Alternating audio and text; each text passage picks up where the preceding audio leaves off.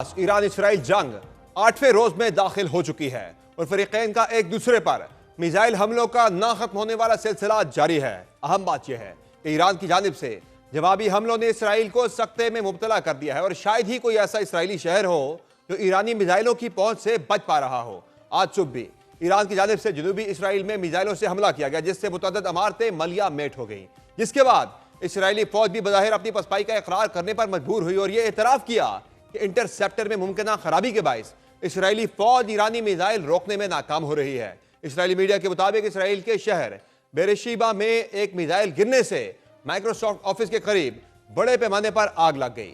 ईरानी media के मुताबिक operation वादा सादिक सोम के तहत मिसाइल हमले की 14वीं लहर उठी, जिसमें इसराइली फौज के कमांड और इंटेलिजेंस हेडक्वार्टर्स को निशाना बनाया गया। दूसरी तरफ इसराइली फौज ने दावा किया है कि रात भर तेहरान में दर्जनों हमले किए गए, जिनमें 60 तैयारों ने हिस्सा लिया और 120 अहदाफ को निशाना बनाया। इन हमलों में मिसाइल बनाने वाली फैक्ट्रियों को निशाना बनाने का दावा भी किया गया है। इससे कबल गुज़िश्ता रोज ईरान ने इसराइल पर अब तक का बड़ा मिसाइल हमला किया था, जिसके नतीजे में बड़े पैमाने पर तबाही हुई। मिसाइल हमलों में 50 से जायद सेहूनी जख्मी हुए थे। इस मुसलसल महाजराई के साथ साथ दोनों अफवाज की जानिब से एक दूसरे पर फजाई कंट्रोल हासिल किए जाने के दावे भी हो रहे हैं। चंद रोज कबल इसराइली वज़ीर-ए-आज़म और अमरीकी सदर डोनाल्ड ट्रंप ने यह दावा किया था कि ईरान की फिजाई हदूद पर मुकम्मल कंट्रोल हासिल कर लिया है, इसलिए ईरान गैर मशरूत तौर पर हथियार डाल दे। ताहम गुज़िश्ता रोज ईरान की पासदारान इनकलाब ने इसराइल के खिलाफ ताज़ा हमलों के बाद यह दावा कर दिया है कि उन्होंने मकबूजा इलाकों की फिजाओं पर मुकम्मल कंट्रोल हासिल कर लिया है और इसराइली दिफाई निज़ाम ईरानी हमलों के आगे बेबस हो चुका है। दूसरी जानिब आज तेहरान में लाखों अफराद ने इसराइली हमलों और अमरीकी धमकियों के खिलाफ एहतजाजी मार्च किया। अल जज़ीरा के मुताबिक नमाज जुमा के बाद तेहरान में लाखों अफराद ने इसराइल के खिलाफ एहतजाज किया और अपने रहनुमाओं की हिमायत में नारे लगाए। ईरान के सरकारी टीवी की फुटेज में दिखाया गया कि तेहरान में मुजाहिरीन ने उन कमांडरों की तस्वीर उठा रखी थी जो 13 जून को इसराइली हमले में शहीद हो गए थे, जबकि कुछ अफराद ने ईरान, फलस्तीन और हिजबुल्लाह के परचम उठा रखे थे। दोनों ममालिक के दरमियान जंग में आती शिद्दत देखकर मजीद जारहान और हतमी इक़दामात का खदशा भी है। इसराइली वज़ीर दिफा ने एक बार फिर ईरानी सुप्रीम लीडर को कत्ल करने की धमकी दे दी है। इसराइली वज़ीर दिफा इसराइल कार्ड्स का कहना था कि अब बात ईरानी supreme leader Ayatollah Ali Khamenei के कत्ल पर ही हल होगी और इस जंग का हमारा हदफ भी यही है। दूसरी जानिब ईरानी सुप्रीम लीडर से मुतालिक एक अहम खबर भी सामने आई, जब पासदारान इनकलाब के मीडिया इदारे का कहना है कि उनके मुशीर और महाफिज कमांडर अली शमखानी जिंदा हैं और उनकी हालत अब मुस्तहकम है। आज जारी एक बयान में अली शमखानी ने कहा है कि मैं जिंदा हूँ और ईरान पर अपनी जान कुर्बान करने के लिए तैयार हूँ। वाज़ेह रहे कि इससे कबल ईरानी मीडिया ने कहा था कि 13 जून को इसराइली हमले में अली शमखानी शहीद हो गए थे। एक तरफ ईरान और इसराइल के दरमियान दिफाई महाज पर मुहिम जोई जारी है, तो दूसरी जानिब इस तनाज़े को रुकवाने के लिए सफारती चैनल्स को मुतहरिक कर दिया गया है। जनीवा में ईरान, बरतानिया, जर्मनी और फ्रांस के वज़राए ख़ारजा के दरमियान मुज़ाकरात का आगाज़ हो गया है। ताहम इस मुलाकात और मुमकिन मुज़ाकरात से मुतालिक इससे कबल ईरानी सदर हों या वज़ीर ख़ारजा, दोनों ये वाज़ेह कर चुके हैं कि मुज़ाकरात तब ही फैसला कुन होंगे जब इसराइल अपने हमले बंद करेगा। ईरानी सदर मसूद पज़ेश्कियान ने एक्स पर जारी अपने बयान में कहा है कि हमने हमेशा अमन व अमान की कोशिश की, लेकिन मौजूदा हालात में मुसल्लत करदा जंग के खात्मे का वाहिद रास्ता दुश्मन की जारहियत को गैर मशरूत तौर पर रोकना है। उनका मजीद कहना था कि अमन के लिए ज़रूरी है कि इसराइली मुहिम जोई को हमेशा के लिए ख़त्म करने की यकीनी ज़मानत दी जाए।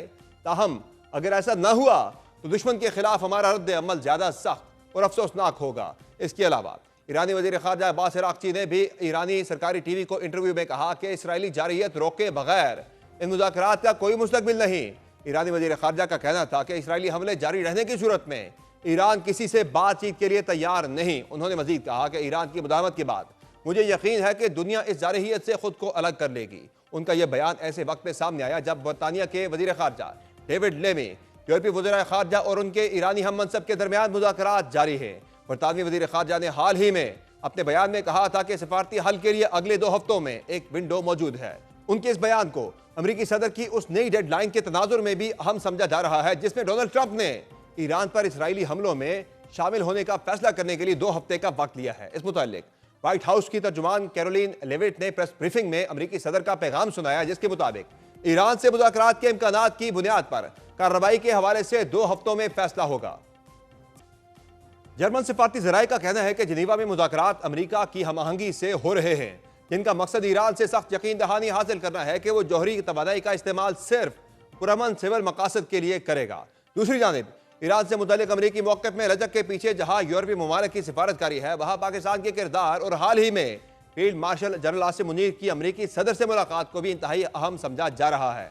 अल जजीरा में शाया तज्जिए के मुताबिक यूरोपीय ममालिक खुसूसन फ्रांस की जानिब से इसराइल ईरान कशीदगी को सिफारती तरीके से हल करने पर जोर दिया गया, जिसकी वजह से वाशिंगटन में पॉलिसी साज ईरान के खिलाफ मुमकिन इक़दामात पर 2-3 बार सोचने पर मजबूर हुए।